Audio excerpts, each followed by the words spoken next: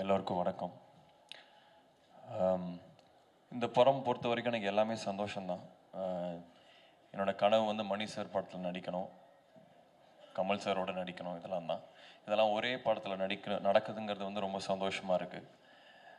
யோகி Setu sir ஒரு இன்டர்வியூவில் வரும்போது சொல்லியிருந்தார், you're the baby of the டீம்னு.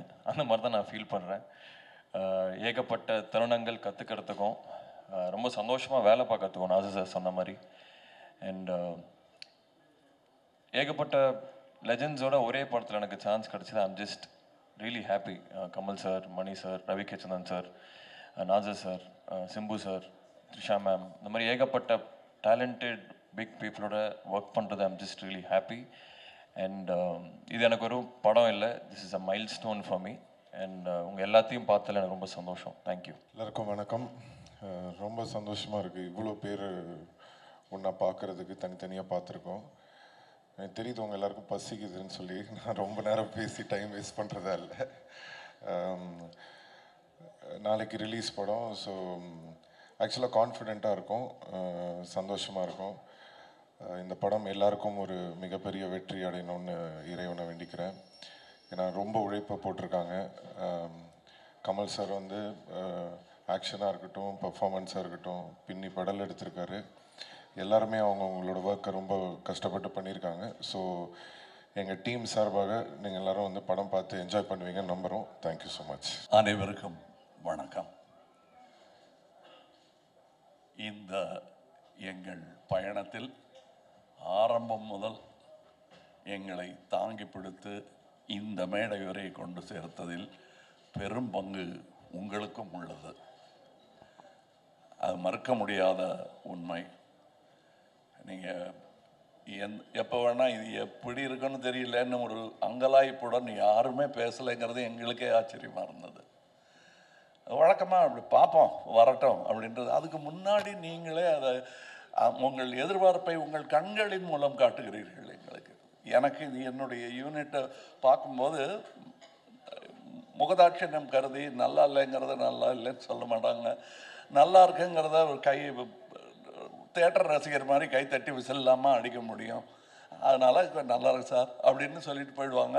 கொஞ்சம் அழுத்தி தான் வாசிப்பாங்க. ஆனால் நான் அவங்க கண்ணை பார்த்துக்கிட்டே இருப்பேன். ஏன்னா அவங்க எல்லாருமே சீசன்டு பீப்புள். இதில் இங்கே வந்து கற்றுக்கலான்னு வந்தோம் சாருங்கிறவங்க யாருமே கிடையாது, கற்றுக்கிட்டு வந்தவங்க தான். டெக்னீஷியன்ஸாக இருக்கட்டும், நடிகர்களாக இருக்கட்டும், அவங்க கூட வேலை செய்யும்போது அவங்கள் முகத்தில் பார்க்குற சந்தோஷத்தை அது அப்படியே ஒரு பெருந்தொற்று, அது யூனிட்டுக்கே தொற்றிக்கிச்சு. அதை உங்களுக்கும் வழங்க வேண்டும் என்பது தான் எங்கள் ஆசை.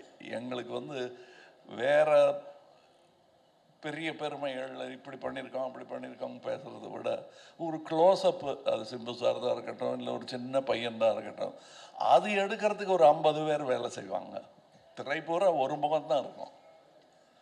அது அப்படி அதுக்கே அப்படின்னா இதில் நீங்கள் பாருங்கள், காரை பரட்டி போட்டு தமிழ் சினிமாவையும் புரட்டி போடணுங்கிறது தான் எங்களுக்கு ரொம்ப ரொம்ப நாள் ஆசை. அதை செய்ய முயற்சி பண்ணிகிட்டே இருக்கோம். எல்லா நேரமும் தூக்க முடியாது, யாராவது உதவிக்கு வேணும். புரட்டி போடுறதுங்கிறது பெரிய விஷயம். கொஞ்சமாவது அதை நகர்த்தலாம் நாங்கள் விரும்பும் திசை நோக்கி அப்படின்னதில் இதில் எங்களுக்கு கிடைச்ச படை வீரர்கள் நிறைந்த படை. அதுவும் பிஹைண்ட் த சீன்ஸில் நீங்கள் பார்த்தது வந்து ஒரு கிளிம்ஸு தான். ட்ரெயினில் வேகமாக போகும்போது சீனரி தெரிகிற மாதிரி உங்களுக்கு தெரியும். நாங்கள் கிட்ட ஜங்ஷனில் நின்று எல்லாரையும் வண்டியில் ஏற்றிக்கிட்டு வந்தவங்க எத்தனை பேர் உழைத்திருக்கிறார்கள். இன்டர்நேஷ்னல் தரத்தில் இருக்கும் எங்கள் டெக்னீஷியன்ஸ். நிஜமாகவே வெளிநாட்டில் இருந்து வந்து வேலை செஞ்சவங்க, இங்கேருந்து வேலை செஞ்சவங்க வெளிநாட்டுக்காரங்க பாராட்டுற அளவுக்கு வேலை செஞ்சுருக்காங்கங்கிறது தான் என்னுடைய தாழ்மையான கருத்து. உதாரணம், மணிரத்னம் சாரை பற்றி சொல்ல வேண்டாம். மணிரத்னம் ஃபிலிம் அப்படின்னு போட்டுக்கொள்வதற்கான எல்லா தகுதியும் கிட்டத்தட்ட 40 வருஷத்துக்கு முன்னாடியே அவர் பெற்றுட்டார். இது இட்ஸ் அ மணிரத்னம் ஃபிலிம். இவர்களைப் போலவே எனக்கு அவர் படத்தில் நடிப்பது, நாசருக்கு நாயகன் போது எப்படி இருந்ததோ அந்த மாதிரி இருந்தது எனக்கு.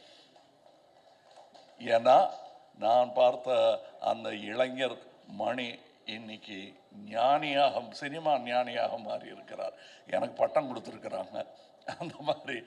ஸோ அவர் கூட வேலை செய்கிறது எனக்கு குதூகலமாக இருந்தது என்பது தான் உண்மை. அது எல்லாருக்கும் தெரியும், படம் பார்க்கும்போது தெரியும். அந்த எங்கள் செட்டில் இருந்து எங்களை பார்த்தவங்களுக்கும் அது புரியும். இதில் இருக்கிற டெக்னீஷியன்ஸ், எடிட்டர், ஒரு ட்ரெய்லர்லேயே தூக்கிட்டாங்க மணியும் அவரும் சேர்ந்து. அது அது ஒரு சூப்பர் ஹிட் பண்ணிட்டாங்க.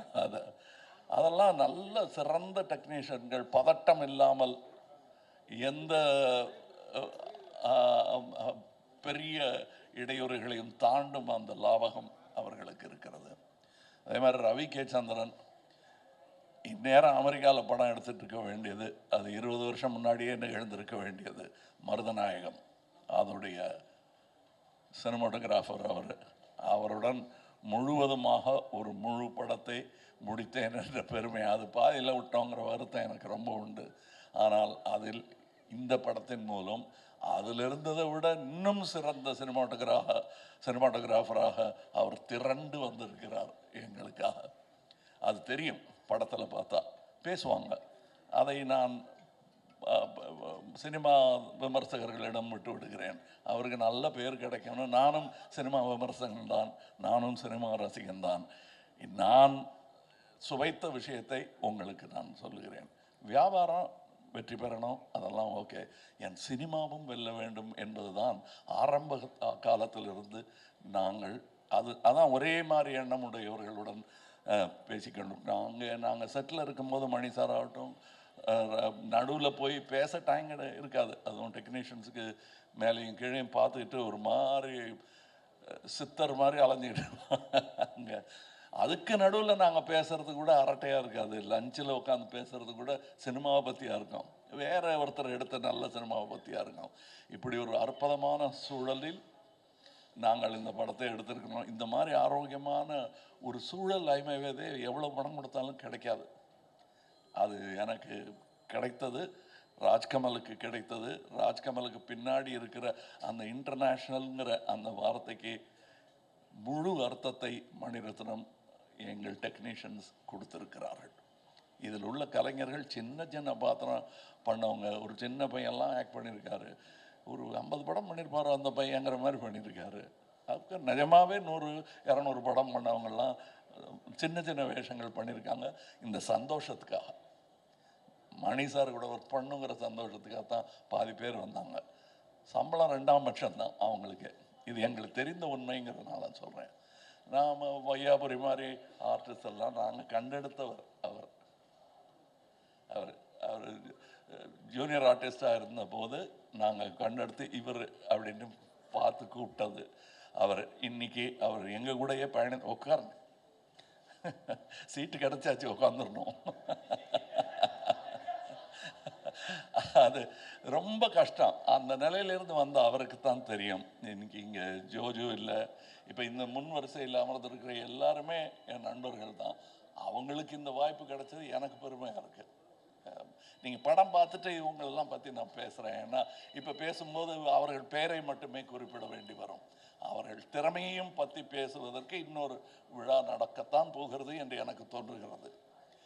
அந்த விழாவில் உங்களுடன் பேசுகிறேன். மற்றபடி எனக்கு உறுதுணையாக இருந்த தமிழ்நாட்டிற்கே நன்றி சொல்ல வேண்டும்.